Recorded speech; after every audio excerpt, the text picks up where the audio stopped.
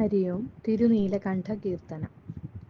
പാലാഴിവാസനാം പത്മനാഭനും കൈലാസവാസനാം ശങ്കരനും ദേവകൾ തന്നെ അഴലകറ്റിടാനായി ബ്രഹ്മാദിദേവകളുമൊരുമിച്ചു. മന്ദരപർവ്വതമാം കടക്കോലിൽ വാസുകി നാഗത്തെ പാശമാക്കി പാൽക്കടൽ കടയുന്ന നേരം വമിച്ചല്ലോ സർവം ദഹിപ്പിക്കും കാളകൂടവിഷം.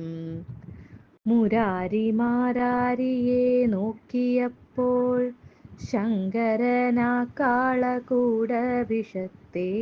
കൈക്കുമ്പിളിലാക്കി പാനവും ചെയ്തല്ലോ അമ്പരം എല്ലാരും നോക്കി മഹേശനെ.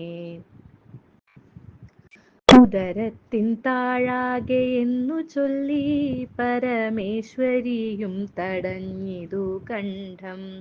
പുറമേ വമിക്കായ്ക എന്നു ചൊല്ലി തടഞ്ഞല്ലോ മന്ത്രത്താൽ ശ്രീമുകുന്ദൻ. കാളകൂടത്താൽ ഉറഞ്ഞോരു കണ്ഠം തിരുനീലകണ്ഠസ്വാമിയായി സ്തുതിയോടെ ദേവകൾ വന്നു വണങ്ങി ശ്രീനീലകണ്ഠ നമഃ ശിവായ.